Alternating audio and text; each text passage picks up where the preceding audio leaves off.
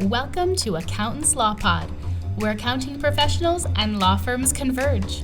Hosted by Lynda Artesani, Sarah Prevost, and Steve Libhart. Welcome back to the podcast, everyone. And today's topic is probably one that people look at as clickbait, because anytime you see it, it's almost like we're almost sick of seeing, well, how to use ChatGPT and what are the right prompts? It's like all over the place, but we are going to talk about it in respect to what we do for a living and how it can be used. It's an interesting tool, and it can be used in many ways, and a couple of ways that you probably shouldn't use it. We'll probably talk about that too, right, Sarah? We know about those ways. Yeah. And then Steve said he's really just going to be an observer, but we're going to rope him into talking. So, so with ChatGPT, I found for our purposes, it's great with helping me write an email. It tends to be really wordy. And I haven't quite found the right prompt. And I know there's one out there where if you ask it to do something, like if you ask it to write a blog, for example, I was like, oh, I could have this help me write blogs or give me blog post ideas. It's good for that somewhat. You have to have the right language because it's a generative product. So it tries to please you. Basically, ChatGPT, the way it was explained to me is it's a product that they've created to help you work and give you information, kind of like Google. It actually swallowed up everything that Google knows. And then you can ask it questions and it will give you an answer, and it's going to try to please you. So it's almost like the robot on, what was that cartoon with the robot way back in the 60s that it was just trying to please the person all the time. That's what it tries to do. So it might try to please you and give you an answer, but the answer might not be accurate. Just ask that attorney who used that because he didn't do his research, and he went to chat and asked for he did research there, asked for a good use case study, and it gave back a case to use in his response, Smith and Jones or something so odd that you should have looked and gone, oh, is it really a Smith versus Jones? And it wasn't. ChatGPT made up the whole story.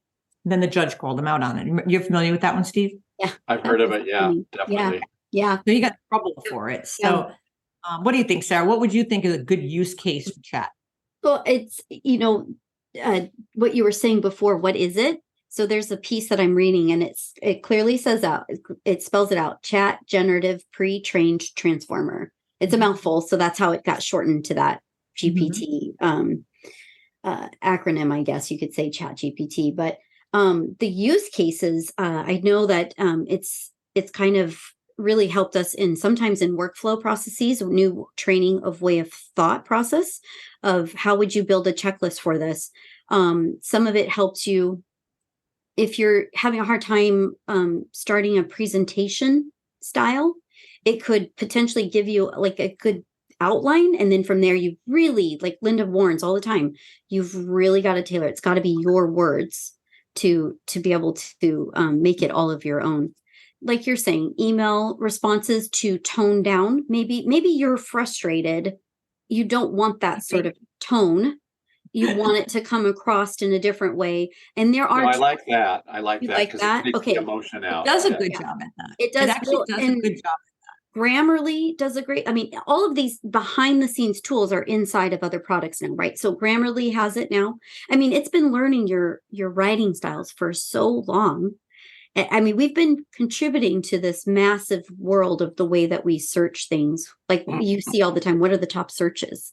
What is the most, you could do all of the stuff. Well, this tool now is more of like what it feels like is more of an avenue to how to find that information in a more concise way. But it is dangerous too. There are some things to it that you have to be careful about. Like in the beginning, like last June, when we were at Scaling New Heights, there was a lot of conversation about, please don't put client financials in there or take names off, how to construct that. Make sure you're validating the data that comes out of it. There was that. There was because also it's a free tool, right? So there's there's two chats. One you pay for $20 a month, which is not a lot, and the other one that's free. So you can use the free version, but as you know, anything free is not really free. Like Google, free, not really free. It's analyzing and using you for marketing purposes. It's using the data. So the same thing here. it's going to use what you've asked it, and it asks you to help it. So I could say, write me an article. In fact, I did this to test it. I know how complex 1099s are for attorneys. I've wanted to do like a flow chart. Like Veronica Wasik does a beautiful flow chart for just straight up regular ones, and I wanted to do one for law firms. So I had asked it a few questions about 1099s for attorneys, particularly personal injury attorneys, and it gave me the wrong answers. And I asked it, and I told it to look at the IRS website in regard to that. And I referred it to an article and a website to use as data. And that just shows you how complex it is. Yeah. It couldn't even figure out what that stupid website was saying. It gave the wrong answers back on a lot of it. And so if you were going to want to be like, I'm going to be the law firm accountant and I'm going to ask chat for these things and I'm going to write articles, you better know what you're talking about, because it might give you an answer, not the right answer. And then what? Right? A lot of people are using it too, to your point, Lynda, like some of those are good examples, but I'm also seeing a lot of our colleagues and a lot of people in general using it for code. There's little plugins that you use for maybe code on a website or social media or formulas in Excel. Yes. Yes, I've seen that. Yeah. And somebody at like Sanyo, and he threw it at he was having trouble with his code for the firm he was working at, Sanyo. So he dumped his data into chat and said, fix this for me. And now chat has all the data for that corporation on whatever he was trying to do. That's so scary. That's the scary thing, right? Is what you put in. Like you said earlier, nothing's free. Nothing's free. Your mother told you that when you were a little kid, but it's true. So I think that you have to look at that. And we had the most fantastic presentation by Rob from Digits. So was it Rob or was his colleague? No, it wasn't. It was his colleague, the CEO, I think, of Digits.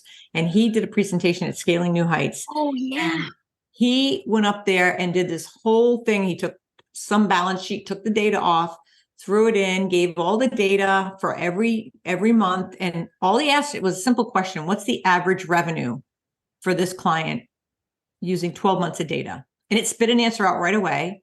And he said right to the crowd, he said, there's your answer. But if you do the math on a calculator, that's an incorrect answer. It gave an answer, but it didn't give the right answer. And if people are starting to use this tool, and it's going to get better. I mean, it's not that it'll never get better. It's learning. It's a learning system. But you have to kind of like the internet was in the beginning. Exactly. It's exactly that. Remember all that stuff back in those days? Back in my day. But you got to just be careful with it. And I think that there's other things around chat too. I mean, there's things you can wonder and worry about, because anything in the wrong person's hands, right, could end up being something bad too. So what about the image stuff? I mean, exactly that stuff. Steve, have you read about this? The image stuff for like creating images? Have you heard about? I have not. It could take your likeness. So it could say, oh, this is a cool podcast. I'm going to take their likenesses, use all the video. Oh, yes, I have. I'm sorry. Okay. Yeah. Yeah. That's scary. That's scary to me. Very scary. It can replicate your voice. In fact, I was using Jasper for a bit, and I gave it my website to swallow up my writing style. So when if I asked it to write an article, it could write in the form of me, but it didn't really do that very well. And maybe do it to my satisfaction. I could have it write an article, but I still had to go in and fix it. It still wasn't the way I wrote, and it still looked like that generic. Like if you ask Chat, the 3.5 one, to write an article, it's going to write a paragraph to start. It's going to spit out a few generic paragraphs. It's going to give them all headers. It's going to give a conclusion, which restates everything above. And it's very vanilla. And you can tell right away what it is. And there's a lot of people out there doing it. We just had this week, somebody took one of our articles and they didn't even try to make it look like anybody else's. They took my blog article and copied and pasted it into there and said it was theirs. Yeah. And well, that's going to happen. We have to be careful about that. And then fortunately we called them out on it. And I'm curious. I'm very curious. And I don't know maybe I'll throw this to Steve, what your thoughts are. Copyright, trademark, all these attorneys. Yeah. When this gets how it gets formalized, what does this new landscape look like? Because I feel like that's a new firm. The new frontier. With that said, I think we need to look at bringing in a copyright trademark attorney. to talk about the future of protection in ChatGPT. You know, because just watching or listening to the flow of this conversation, I can think back to 2 or 3 years ago when this was starting to bubble up just a little bit.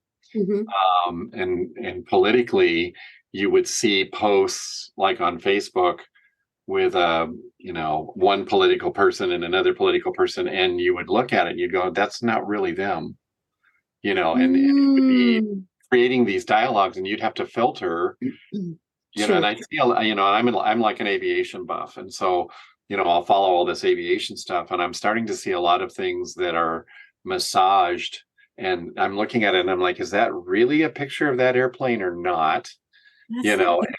And to your point, Lynda, I'm seeing things about certain aircraft that are not true. And I'm like, so somebody made this up and they probably used ChatGPT. This is resonating with me now. Okay, got it. So I've been like the kid in front of the candy counter at the store, and I'm just standing there pointing at things, but I haven't got to touch anything really yet. But I wonder, with ChatGPT, just like Grammarly has really helped us in the past decade or so, what would it look like to use it for your LinkedIn posts and things like that for your marketing? What are your thoughts on that? I think like what Lynda was mentioning is you can have it as a tool, but you need to you really need to check it. Really need to validate it. I mean, the court case situation, that's a complete embarrassment. I mean, that unfortunately that's what that person, but I think too, that attorney, even we were talking about this with our friend Matt from Cobox. He was talking about, have you played around with, what's that? The Midjourney one that we were talking about. Cool. You can play with it. It makes beautiful pictures. You ask it to create these pictures. And I tried to do it, and I'm like, it must be what I said to get it there, because the hands were weird. And he said that he had the same. Yeah, that's the same. So where are we going to find all these different versions of, where does the layperson go to find all the different things like you're talking about? Google it.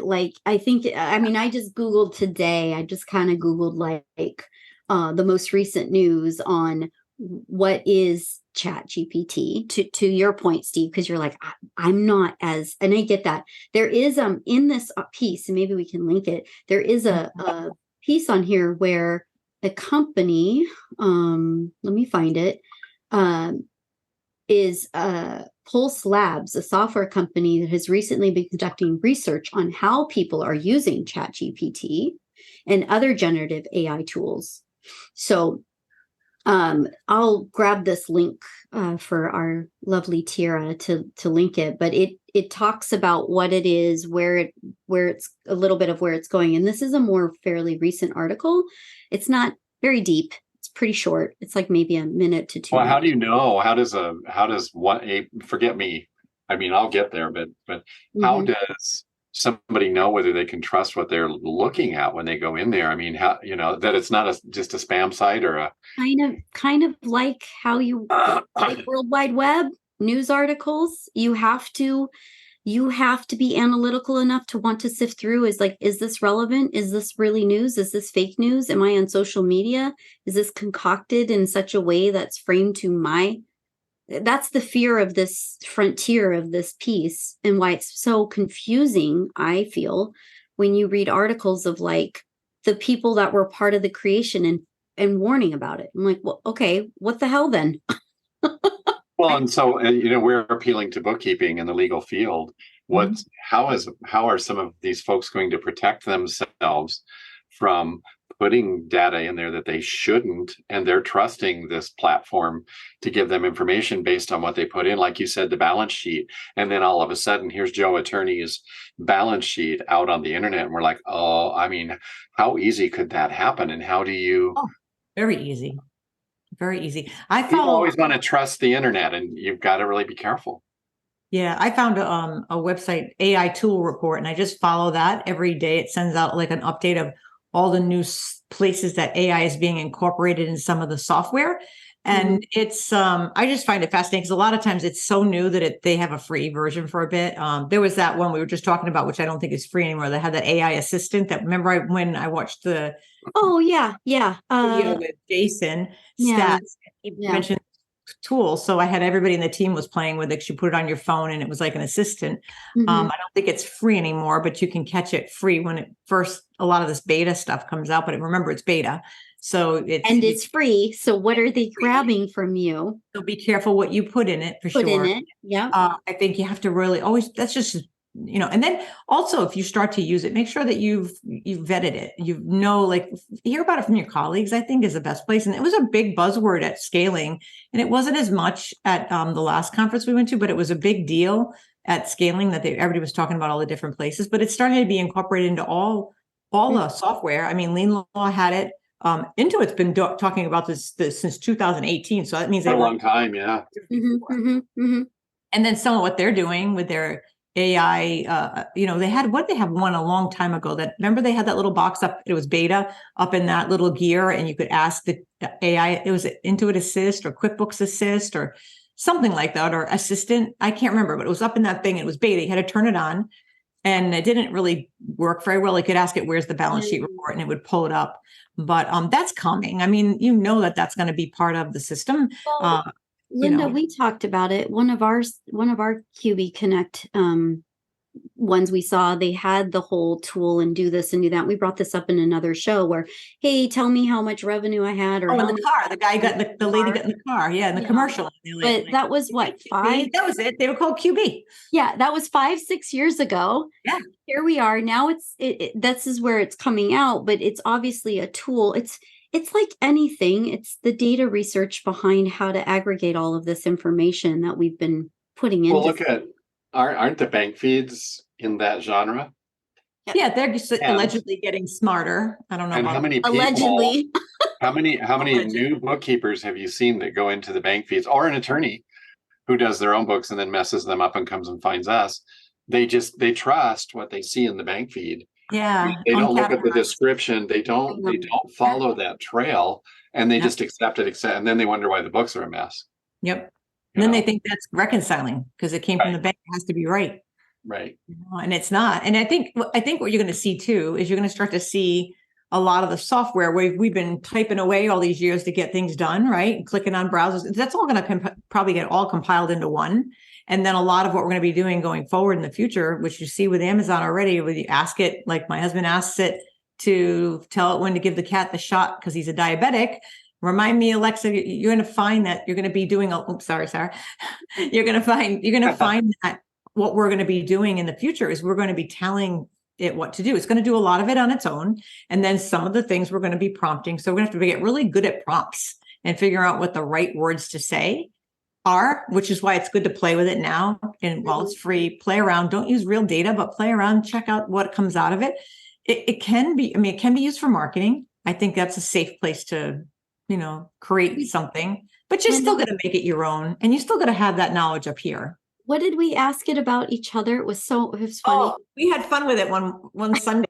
So I had played around with it in the morning. And so when Sarah came on, I said, I want to ask it to give me the biography of Lynda Artesani. And then it went through it. It had me going to like Harvard, and it had me going to it had this long, it made me great. I'm like, that is not, there's not a lot of Lynda Artesanis with the name spelled like me. It was talking about me. It had my address. It had all those details it pulled from the web, but it had me like running some nonprofit, or it made a whole story up.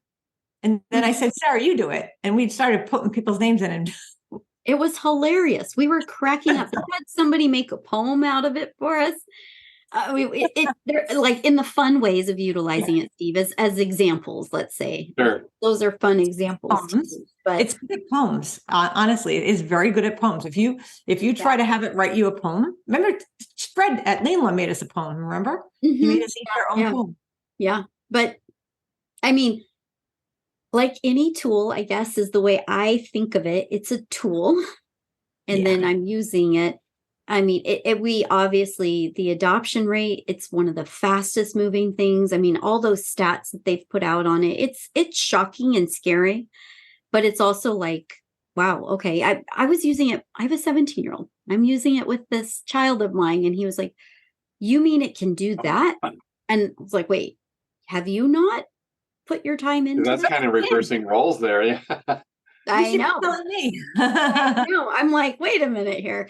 So that was kind of interesting. There's also like, if you're wanting to get better at it, we have colleagues in our industry that offer courses and such on how to do that. There's a lot of stuff out there, but Lynda brought this up, and I know I've kind of said it, is the diligence behind it. It's hard to know. You just have to cautiously do it as best you can with the forethought.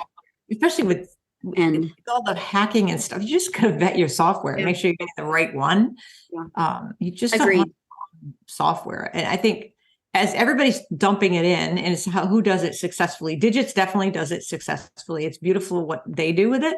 Have you played with that at least, Steve? Because you're playing with ChatGPT and in some form or fashion, that type of, AI, because I love digits. We embraced digits early on. Yeah. Do you see how what it does now though? You can write in the chat box and all that? It's pretty cool. Mm-hmm. Yeah. And I love how I'm seeing things travel over to QuickBooks from digits now. Yes. So I can see on transactions, I can see the comments from us and comments from the clients. And the day I stumbled on that, I was like, oh my gosh, look at this. This is awesome. Mm-hmm. There it is. Mm-hmm. Instead of us having to type in the memo field, everything just came over from digits. I loved it. Nice. Yeah. So, and that's got AI in it. I mean, that's a good use case for AI, because they're actually, if you tell it to add math up or whatever, it will do it for you. It does it right. So that's the difference. And you pay for that. So I don't know. It's just that's the difference between software that it does work in, software that it doesn't. I know Lean was looking into making it, and I don't know where that went, but they were looking into making it how the law firm law firm billing is so long. You get 12 pages of all this phone calls, and it was going to summarize it for a client. So it would come up in the top box where it was summarizing. That could be good and dangerous. Well, it could be dangerous. I agree. I haven't seen it. Yeah. That sounds cool in theory, but when you've got certain types of billing requirements for carriers and stuff, or and different states have different things as far as what you're required to put in the client bills and your contracts. And again, to your point, you've really got to know what you're dealing with, who you're dealing with, and how it's going to apply. Exactly. Is Clio doing anything with AI at all, Sarah? I guess we'll find out in a couple of weeks. I guess we'll find out in a couple of weeks when we attend. Yeah. What? ClioCon is a week away from Monday. Oh my gosh. Okay. And Steve, we'll have to plan on you looking at next year with us. We're attending virtually this year. So. Oh, awesome. Okay. We got our tickets. We'll be doing it remotely. So. Awesome. Okay. That's cool. Yeah. Well, we just were with a product we use at the Proper Trust. We were just on with one of the founders, and we're discussing how the AI worked to our benefit and worked against us in creating workflows. So how to refine that. I mean, back to the whole simple thing of like Lynda said, you've got to learn these prompts. You've got to learn how to ask it in such a way. Oh, yeah. You just made me think with the word workflows. I mean, my goodness, how could it possibly give you a workflow, because they're so tailored to each client? Well, if you get the general sense to me is get a good base, an outline. Yeah. And then from there, massage it. Do your homework still. You've got to do your work in that. So it's not going to take it, but it's definitely making things. You have to wonder what the world will be like in 5 or 10 years, because it is taking away some of the thoughtfulness and some of the thinking. I mean, this morning, just writing that email, I just hopped in and I wrote what I wanted to write. And then I asked it to rewrite it in a professional tone, but I was serious. I forgot how I worded it, but I was like, I want a serious tone. I want that person to understand I mean business. And it wrote 5 paragraphs. I'm like, look, I want this to be a short, concise. So I just took pieces out and made the email. But it was written very well. And it does do that well. So I like that. And if you have to disengage with a client, that's another place that you could probably go to, because it's pulling from all different places. Now, have either of you used it or an application in Excel? No, but I haven't seen it done. I would really love to talk to somebody who's had success with that, because of That's a having plugin. to check the formulas and You everything. have to do a plugin. Yeah, it's a plugin for that. So I pay to play on the ChatGPT one. The 4.5. Yeah, the 4. And then you go in the back end, you add these plugins, and then you have like there's some things about the plugins that I was learning at the class that Heather was teaching, That was interesting, yeah. and Michelle Long, which was very interesting, very well done. It was just a lot of questions and it needed to be redone. And she had to do a couple of times. I think she did that. She plopped that in again, but it would be interesting to add the plugin, connect it, and see how it writes that for you. And ChatGPT is owned by Microsoft. So remember that. Google has Bard. So there's two, B-A-R-D, Bard is Google's. So Chat's more well-known. And wasn't that developed by like Elon Musk was involved in it. And then it somehow got sold because it was supposed to be like a nonprofit kind of thing. And then it got sold. And then now Microsoft owns it. So you got to remember where it is. I had a few conversations with it that were exactly the opposite of, I had a few arguments with it at one point because I was like, what is this? And Sarah laughs. She goes, you're fighting with ChatGPT. I said, yes, I am. No, I was like, wait, we don't have time for that one. Let's move on. I was doing it at night. Yeah, I know you were. Like, just for example, so I pulled up my AI tool report and they have resume writing. It creates an ideal resume in under 3 minutes. Nimbus, it streamlines content creation at an agency level. ZipScore is your AI co-pilot for market analysis. So Squad GPT is ChatGPT for your team. So it's some of the things that it does that you can pick up these new things. It's and then like Mid-Journey, you can make these.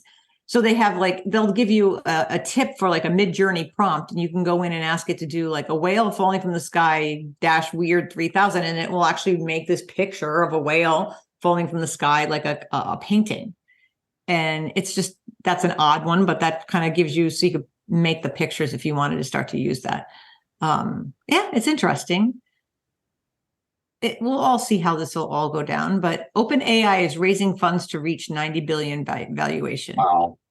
There's a lot of power behind this. I mean, it's and then you wonder how the governments are going to control it.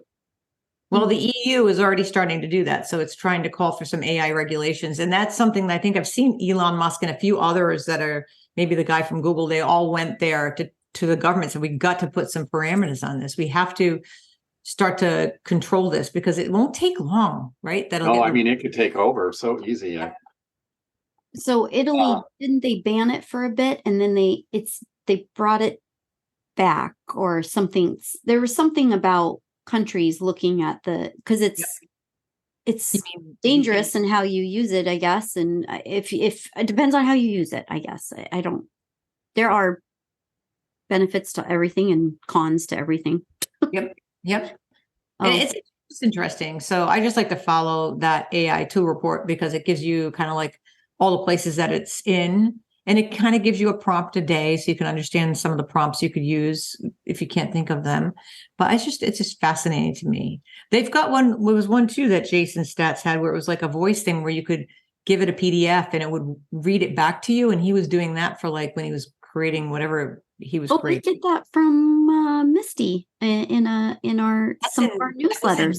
That was in she was doing Microsoft in PowerPoint. Yeah. But this is something else I forgot the name of it, but you just put your PDF in and it reads it back to you. And he said, sometimes I'm writing and it sounds good, but when I hear it read back to me, it's like, doesn't sound like what I was. Yeah.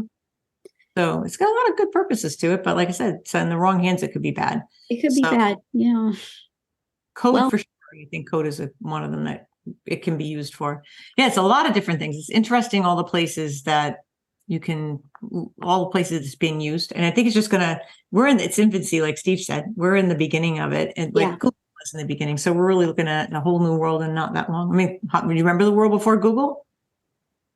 Do you remember Yahoo? Was it AOL? AOL. I remember when eBay started. Oh my God, eBay, I remember the girl sitting next to me and she was purchasing and selling things on eBay. And I'm like, what are you talking about? And, but. And now it's just commonplace. Yeah. Is it still around?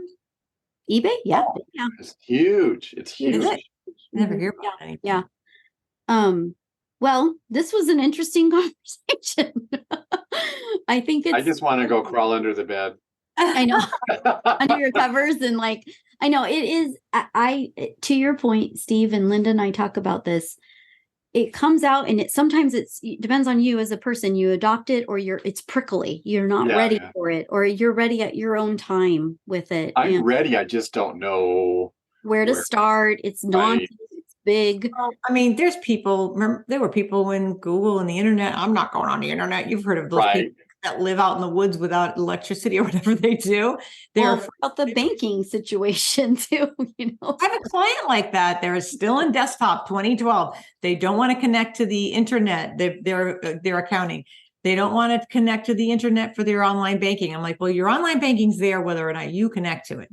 So we wait for the thing to come in the mail and then we do our appointment. I mean, do we really want to live in that way and type everything in manually in 2023?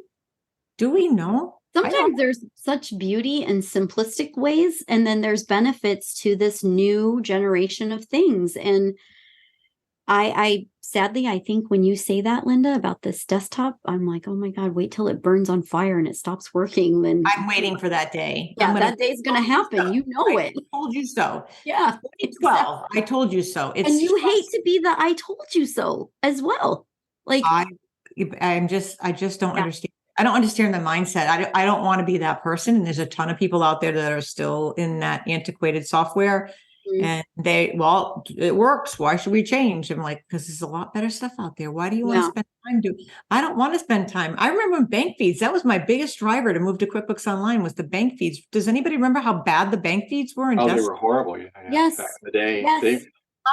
How many times, Steve, have you gone in and you're like on a roll. Oh, I'm putting all the vendor in, and then you forget, oh, that vendor is not in here. You start to add it and everything you did at the top is gone and you have to start all over again.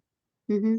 How much swearing happened at that point in the day? Yeah. I remember doing that. I'm like, oh, it's all gone. Oh, I forgot I can't add those were the awful parts of it. And now we just kind of take it for granted that we have the bank feeds doing all that stuff in the background. And, and then it's still not perfect. Yeah. It's still not perfect. I mean, you have to still do your due diligence, but yeah, for sure. So someday, if you can look in the future, look in that future lens and think about QuickBooks, someday the bank feeds will be perfect. Someday the bank will be reconciled on its own. We don't have to do that. I mean, these are the things that are coming. A lot of the stuff we do today will not be here in 5 years. That's just a fact of life. And I say, hallelujah, bring it on. We'll do something else that's better, more suited. Well, it frees us up more to be the trusted advisor role to our clients. And, what will ChatGPT look like for us as a tool then? Mm-hmm. Exactly. And that's where we plan ahead. Mm-hmm. So bring it on. Yeah. Well, okay. Where in the world will you be, Steve? Oh, I'm leaving Saturday for Ouray, Colorado for the Fall Colors Airstream Rally. Ooh, that sounds pretty fun. Pictures. So Saturday, I'm going up to the mountains to a day spa on Sunday. And as he clears his throat, I'm going. Gonna sit in some vapor caves, have a massage and a facial and all that stuff. And then lovely. Yeah. And I'm gonna go ride the train from Silverton to Durango. I've always had that on my bucket list. And this will be the last Airstream trip of the season. And then you're stuck with me all winter. So bring it on. I love you. I love that picture that you sent us with looking down from way the aerial shot. The aerial shot. Yeah, that was fun. That was awesome for sure. Yeah. We were at 10,000 feet camping this last week in 32-degree weather. It was awesome. That is not Linda weather. How does that speak to you, Linda? No. I'll take my 90s. Well, we are going to be Linda and I and Nicole will be at CleoCon. And Tennessee, yeah. Which that airport just, but anyways, we'll be there. I don't like country music, so I'm really in trouble when I get there. It'll worst music ever invented. Take her to a honky tonk, Sarah. Yeah, I was like, to be honest, I really like the old stuff. So I mean, when you travel with Sarah, you're probably the same way because you two are so much alike. She finds the best places to go. She finds the best place to go out to eat. She's never let me down when it comes to that stuff. It's always like everything's perfect. We're good. I mean, thank you. I don't know if it's perfect, but I do my best because I want to. I'm a foodie. I love it. I mean, just things about life that you're out gonna. of the way place. We don't go to the place everybody goes to. We go to some oddball place. That's the way to live. Yeah. That's the way to live. Mhm. So Yeah, I love places to go. It's boring. But yeah, it's so anyways, but we're going to be doing that. That's going to come up in a few weeks. So and we'll probably have some special recordings from that because we have some colleagues in the industry that we'll be with. Yeah. That do what we do, but also have their own podcast. And we're going to enjoy that time Nice. with them. So we'll bring you in. Don't worry. I know I'm stuck with you, but I want you to be stuck with me. Once you stuck with us. Yeah, but I'm loving watching you right now with a cat head bobbing up over your I shoulder. know. No, Walter's back. He hasn't been around in a while. Walter. he tends to be the end of the show, I've noticed, and my mom tends to watch him. There he is. Yeah, it's a cold day. Yeah, he's gonna be Yeah. Anyways, well, until next week, thank you everybody. And we're gonna let Teaira take us away. Yay, Teaira.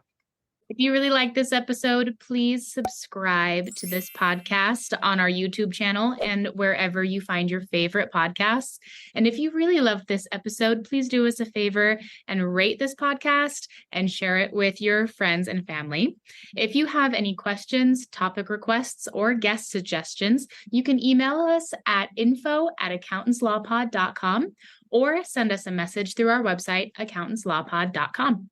If you want to join us in the Accountants Law Lab, which meets every Friday afternoon, visit our website at accountantslawlab.com to sign up. And we would also love it if you would take the time to follow us on Instagram and TikTok. Awesome. awesome. Thank Until you. next time. Bye-bye. Thank you.